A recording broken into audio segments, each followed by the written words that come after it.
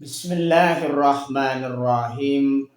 Assalamualaikum warahmatullahi wabarakatuh. Bismillahirrahmanirrahim. Bersyukur kepada Allah dengan mengucapkan Alhamdulillahirabbil alamin.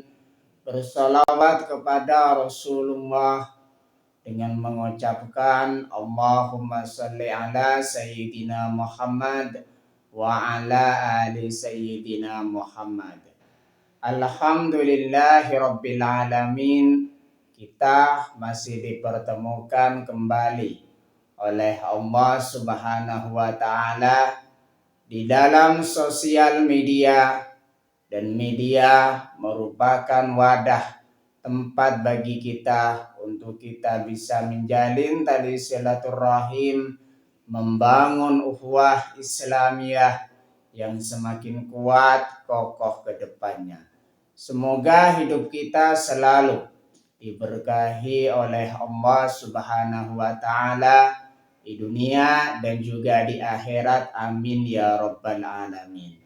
Para sahabat-sahabat saya yang saya hormati, yang saya juga ta'zimi, pada kesempatan kali ini topik yang akan saya bahas yaitu tentang manfaatkanlah kayamu sebelum datang fakirmu. Jadi pembahasan kita pada kesempatan kali ini ialah manfaatkanlah kayamu sebelum datang fakirmu. Manfaatkanlah waktu kayamu sebelum datang fakirmu adalah bagian dari hadis riwayat Al-Hakim yang berpesan untuk memaksimalkan masa kelapangan harta untuk beramal. Jadi selagi harta kita ada di situ, gunakanlah harta sebaik mungkin untuk kita beramal, meningkatkan amal soleh kita atau memperbanyak amal kita sebelum datang fakir kita. Yang namanya harta di sini kan tidak semuanya di situ selalu banyak, melainkan ada pasang surutnya. Selagi kita kaya, maka pergunakanlah kekayaan kita untuk digunakan di jalan Allah Subhanahu wa Ta'ala. Gunakan kekayaan kita untuk memaksimalkan ibadah kita kepada Allah Subhanahu wa Ta'ala. Salah satu contohnya misalkan dengan menggunakan harta untuk senantiasa mengeluarkan zakat, menginfakkan harta di jalan Allah Subhanahu wa Ta'ala, dan digunakan senantiasa untuk bersedekah dan juga berbagi.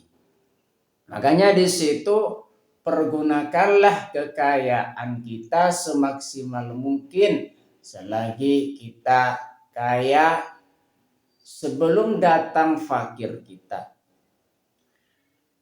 Nasihat ini menekankan pentingnya bersedekah dan beribadah sebelum harta habis atau masa sulit datang. Jadi di sini menekankan kepada kita, pesan ini atau nasihat ini menekankan kepada kita pentingnya kita berbagi kepada orang lain dalam hal memberikan harta kepada yang membutuhkan. Jangan sampai harta kekayaan kita di situ disimpan. Harta yang kita simpan di situ semakin disimpan semakin tidak baik. Khawatir nanti hati kita mencintai harta. Mencintai harta di situ tidak baik buat hati kita dan juga buat diri kita. Makanya di sini pergunakanlah harta kita selagi kita memiliki kekayaan, pergunakanlah sebaik mungkin untuk kita meningkatkan amal kita sebagai bekal nanti kita bawa kepada akhirat. Kita bawa di akhirat nanti.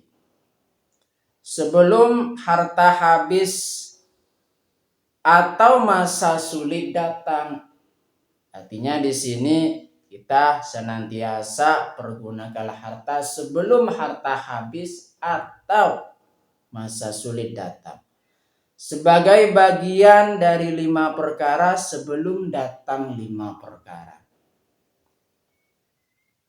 Makna dan implementasi hadis. Jadi hadis ini saya bacakan lagi, hadis Rasulullah SAW di situ pernah bersabda, manfaatkanlah 5 perkara sebelum datang 5 perkara lainnya. Rasulullah SAW bersabda, igtanim khamsan qabla khamsin, syababaka qabla haramika, wasihataka qabla saqamika, wa ghina'aka qabla fakrika, wa firaghaka qabla syughlika, wa hayatika qabla mautika.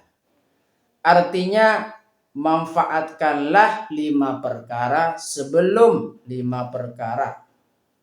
Waktu mudamu sebelum masa tuamu. Waktu sehatmu sebelum waktu sakitmu.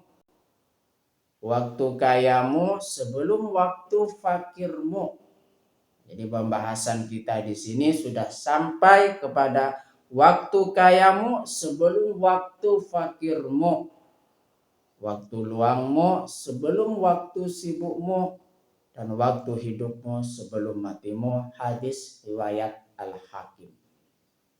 Jadi kita senantiasa kembali lagi pada pembahasan kita. Manfaatkanlah di masa kita kaya sebelum datang fakir kita. Makna dan implementasi hadis yaitu memanfaatkan waktu kayamu, manfaatkanlah waktu kayamu sebelum datang fakirmu. Yang pertama di sini makna dan implementasinya berbagi di masa lapang.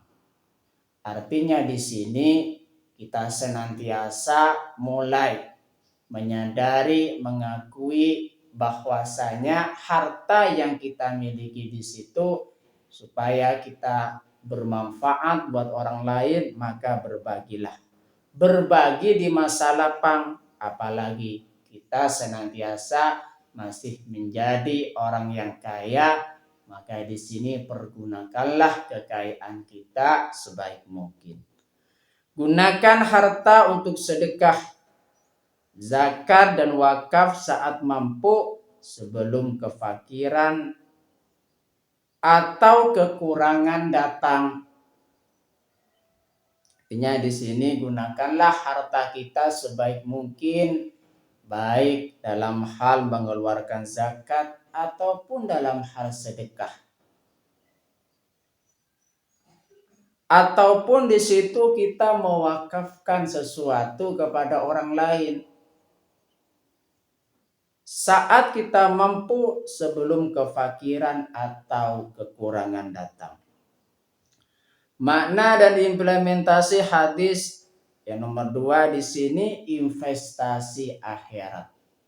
Harta yang kita bagi kepada orang lain, baik di situ dalam hal sedekah, baik di situ dalam hal zakat, baik di situ dalam hal wakaf, dan juga menginfakkan harta kepada orang lain karena Allah Subhanahu wa taala merupakan investasi akhirat. Artinya kita berbagi harta kepada orang lain, kita akan merasakannya nanti di akhirat sebagai bekal kita di kehidupan akhirat.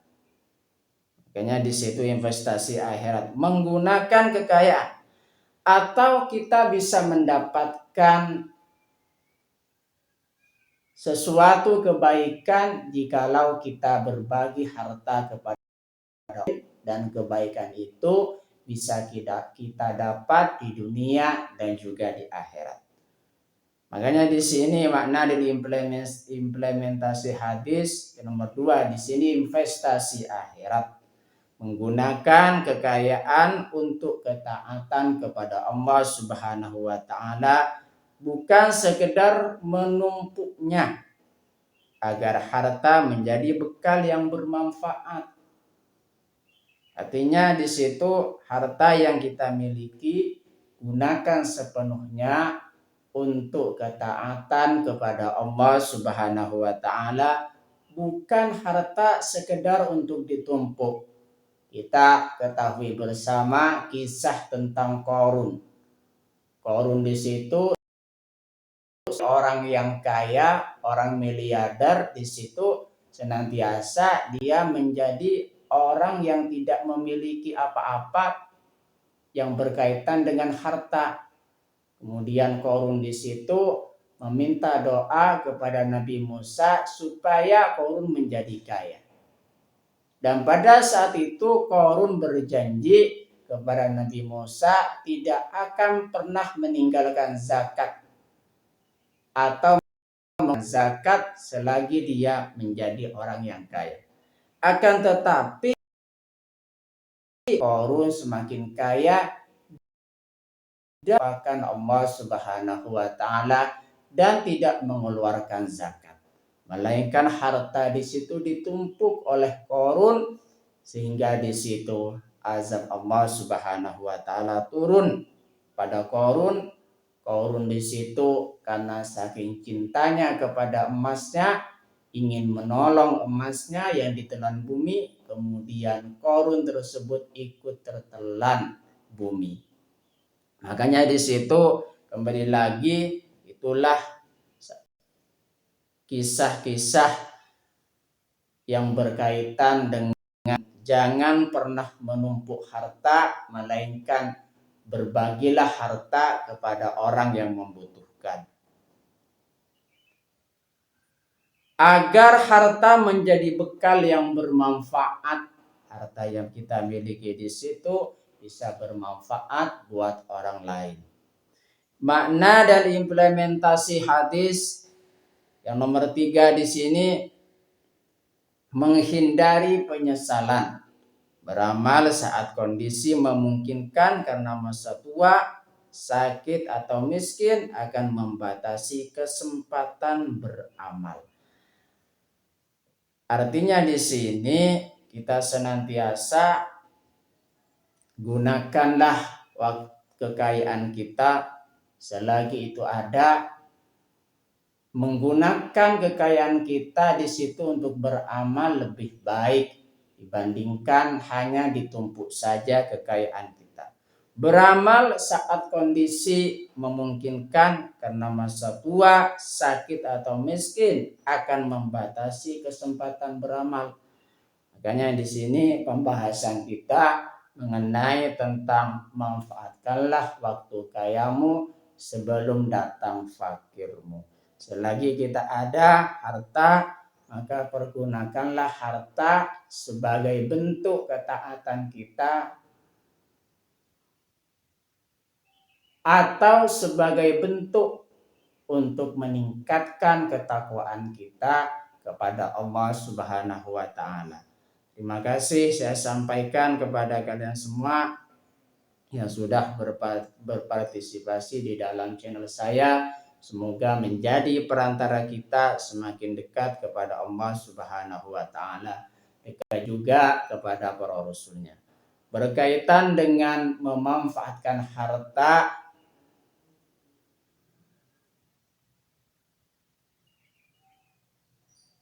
Allah Subhanahu wa taala berfirman di dalam Al-Qur'an, surah Saba ayat 39, A'udzu billahi minasyaitonir rajim.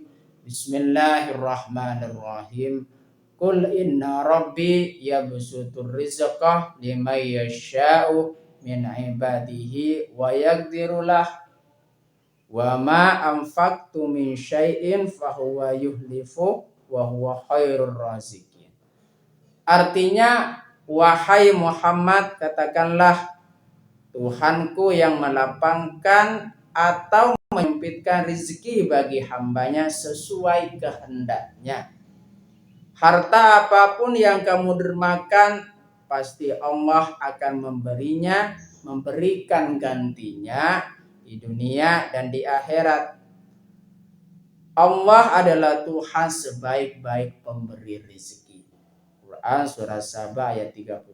Artinya di sini Allah Subhanahu wa taala sudah memerintahkan kepada kita, kalau kita mendermakan harta kita di jalan Allah Subhanahu wa taala, pasti Allah Subhanahu wa taala akan membalas setiap kebaikan, setiap harta yang kita dermakan di jalan Allah Subhanahu wa taala. Baik di situ kebaikan yang akan kita dapat di dunia ataupun kebaikan yang akan kita dapat di akhirat. Allah Subhanahu wa taala sebaik-baiknya pemberi rezeki. Tuhan sebaik-baiknya pemberi rezeki. Terima kasih saya sampaikan kepada kalian semua yang sudah berpartisipasi di dalam channel saya. Semoga menjadi perantara kita semakin dekat kepada Allah Subhanahu wa taala, dekat juga kepada para rasulnya. Sebelum saya tutup, mari kita ngirim Fatihah dulu kepada baginda Rasulullah sallallahu alaihi wasallam. Ila hadratin Nabil Mustafa Muhammadin sallallahu alaihi wasallam wa ala alihi wa ashabihi wa azwajihi wa dzurriyyatihi wa ahli baitihi wa liman dakhala fi baitihi ajma'in. Syaillahi lahumul Fatihah. A'udzu billahi minasyaitonir rajim. Bismillahirrahmanirrahim. Alhamdulillahi rabbil alamin arrahmanir rahim maliki yaumiddin. Iyyaka na'budu wa iyyaka nasta'in ihdinas siratal mustaqim siratal ladzina an'amta 'alaihim ghairil maghdubi 'alaihim waladdallin. Fatihah yang selanjutnya, mari kita ngirim Fatihah kepada kedua orang tua kita semuanya, guru-guru kita semuanya, kaum muslimin muslimat, mukminin mukminat, semoga diteguhkan Islam dan juga iman kita oleh Allah Subhanahu wa taala, dan kita berdoa supaya kita semakin dekat kepada Allah Subhanahu wa taala, dekat juga kepada para rasulnya, dan semoga dipermudah setiap urusan kita oleh Allah Subhanahu wa taala. Amin ya rabbal alamin. Al-Fatihah. A'udzu billahi minasyaitonir rajim. Bismillahirrahmanirrahim. Alhamdulillahi rabbil alamin arrahmanir rahim maliki yaumiddin. Iyyaka na'budu wa iyyaka nasta'in ihdinas siratal mustaqim siratal ladzina an'amta 'alaihim ghairil maghdubi 'alaihim waladdallin. Terima kasih. Assalamualaikum warahmatullahi wabarakatuh.